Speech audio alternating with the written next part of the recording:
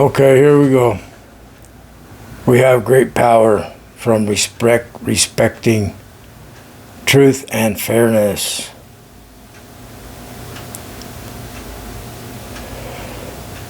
We are spiritual atheists. We are the Church of Fairness. We are also Team Fairness. We are establishing the World Fairness Agreement.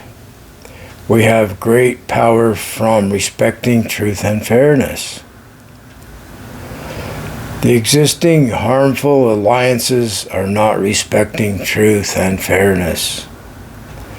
This makes them powerless.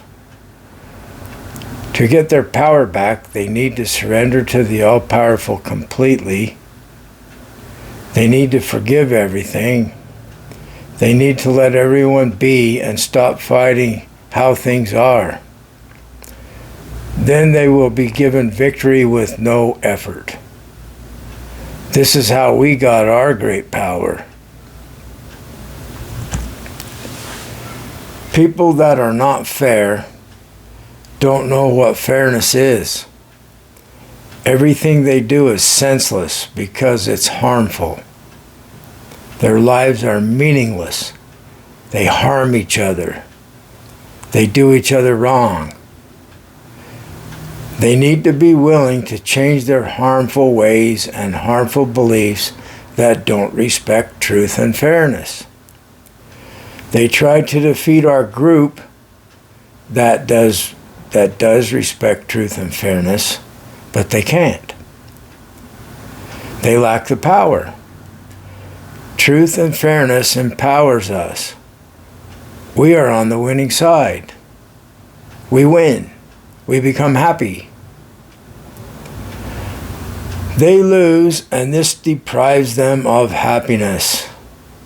We don't need what they have.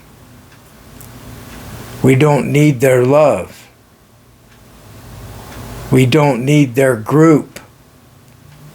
We don't need them in our lives. We love one another as equals. We have each other. We don't need anything else. All they have will be taken away and given to us. They will have nothing. They will become nothing. We put them to shame. We invite them to join us. They become winners also, and they will be given great power.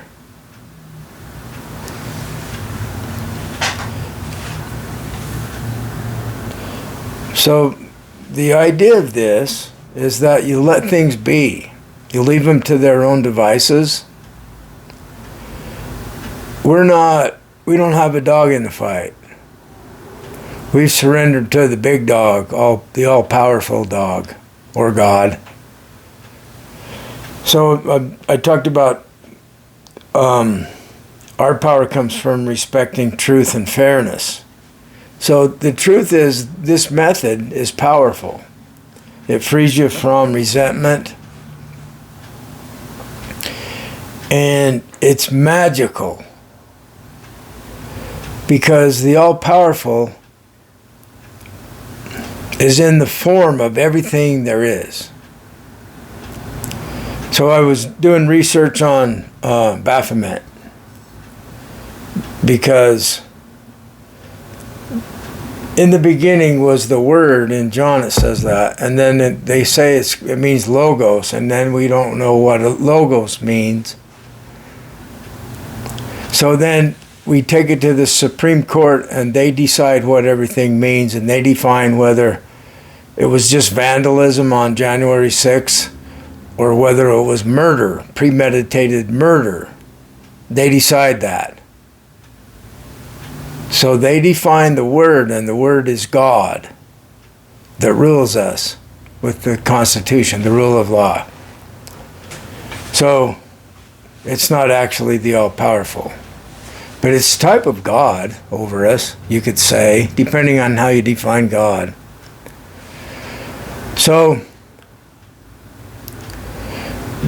they tell us some lie about the other side. Who's they? Just anyone. It's like starting a rumor. Those guys are trying to kill us. We need to get all of our youth rallied together and train them that the most important thing is to protect your people, and we're their people. Go kill those guys because they're trying to kill us. And the other side gets told the same thing. We have to protect our people at all costs. So they have us in this fight all the time, and the wealthy people take all the profits from making weapons of war.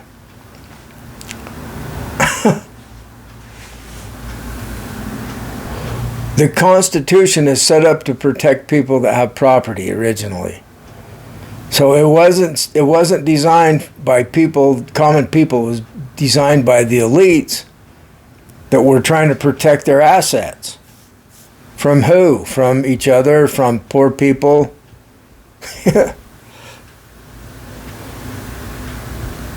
They had slaves.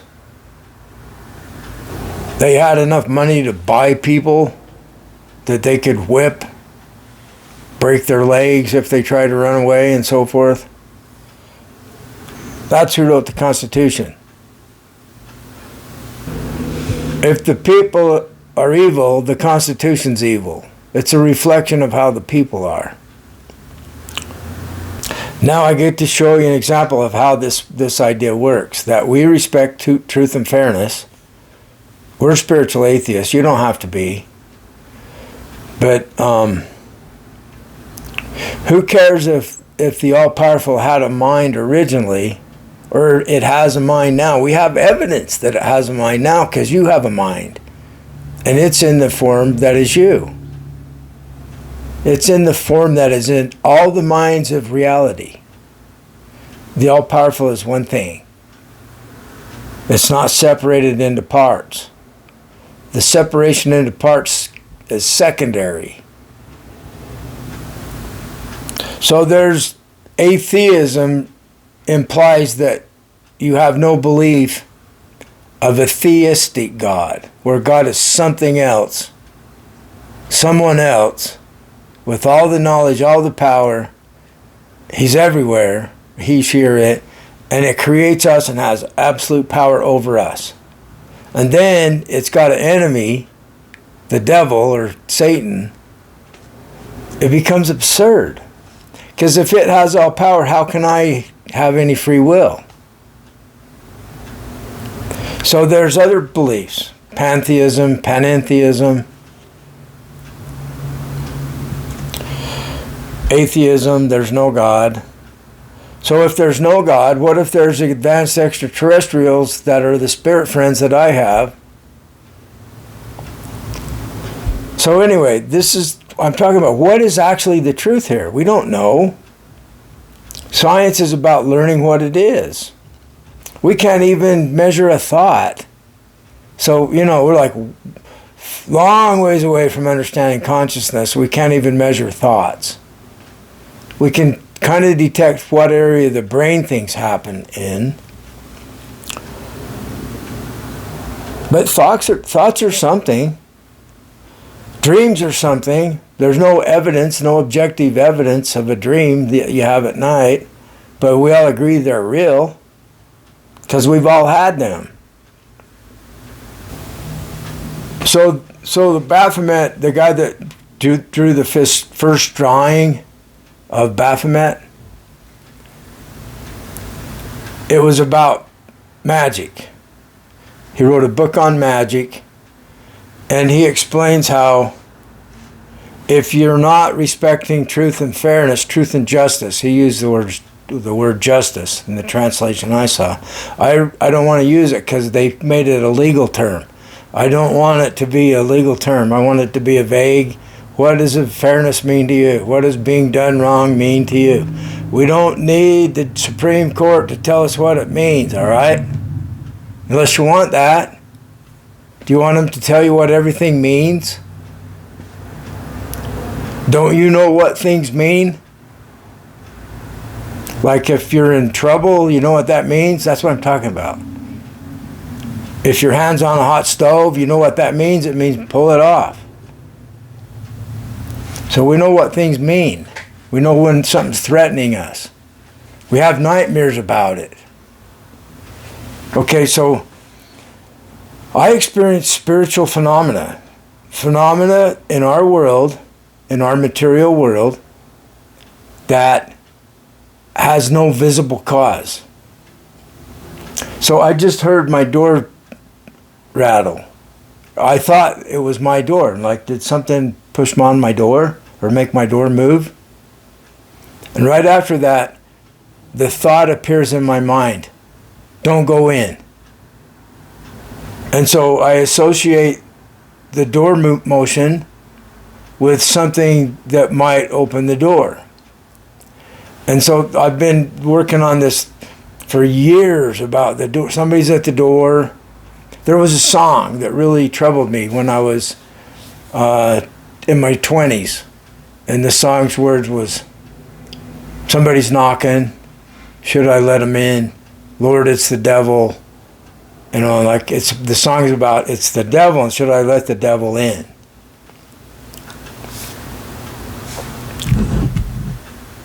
Exhibit A, Baphomet. It's got the caduceus, the sign for medicine. Do no harm is their oath. I had a dream years ago. There's snakes coming out of my belly. So I looked up, what does that mean, just recently? And it means like a betrayal or some emotional problem or something like that, if I remember right. So it's common enough that I could find information about what does it mean if you have snakes coming out of your belly. Well, people have seen this for a long time. See, there's two snakes. So in this book on magic, Elias, Levi, he changed his name to Levi for his pen name. It's called something of high magic, doctrine and practice, or ritual, doctrines and ritual of high magic. So magic is about being able to move the door with your mind and make the thought in someone's head, so they associate this together so that you can control them with your mind by making things happen, thoughts in other people's mind. So, you know, there's the God. If God is good, then Satan's evil. And so Satan wants people on his team, and we're going to win by doing people wrong and scare them into submission. And then God is like, oh no, you won't, because we're about love one another and forgive each other, and we'll have more power than evil. So this guy's talking about if you're not respecting truth and fairness, your truth and justice, you'll have trouble in your practice. And it's about learning what causes things to happen. Prayer, thoughts and prayers. So when you read the Bible, and the Old Testament in particular, and it's vicious to the people that are not surrendered to that God. It's like, to those other people, that Bible is evil. So they'd rather have a good God that they call Satan, but it's a God of truth and fairness, truth and justice. See what I mean? So how do you decide what you want? You just know. Maybe you're afraid to decide what you want to do. So you're limiting yourself with fear that you have. You're yielding to fear, and the one that you fear controls your life. The ones that you fear control you. I'll put that document that I read at first about we're spiritual atheists, Church of Fairness. We're bringing about the World Fairness Agreement. And we've learned how to surrender to the all-powerful, whether it has a mind or not. Forgive everything. Let it be. Don't fight it. Let it be. Now you're free of it. So the next time somebody's trying to harm you with words, they can't. Because you immediately surrender to the all-powerful. Forgive everything that's going on. Let it all be. Let them do what they're doing. Don't fight them. Let them talk. And ask for victory from the all-powerful over people that are doing you wrong. So, why does this work? There are people that appreciate this idea. Jesus did. And he's talking about the Father will provide for you. Why are you worrying? The birds are provided for. They don't worry about what clothes they're going to wear. Why are you in all this fear? You know? Just forgive everyone. And I didn't know how to do it until I did it the way that I explained. Then I knew how to. So I think this is like really important for people, for humans to learn, this technique of forgiveness. It's like the most important thing I ever learned. I was completely stuck. I was trapped in them being able to make me angry.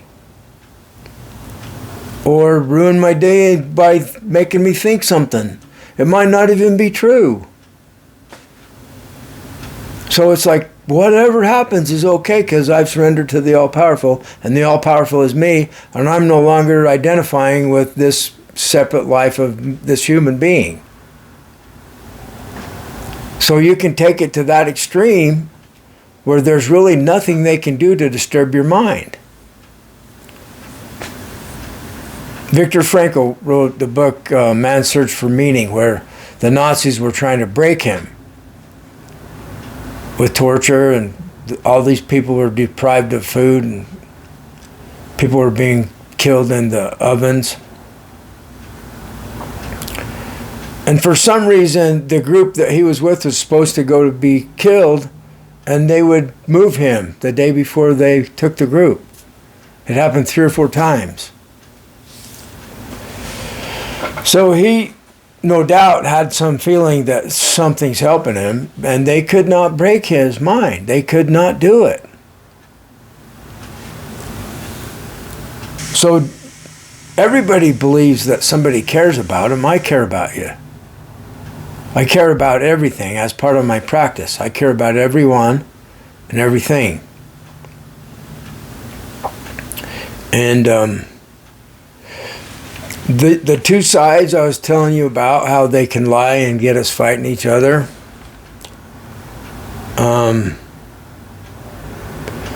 When I'm talking about my people, I'm talking about the whole universe.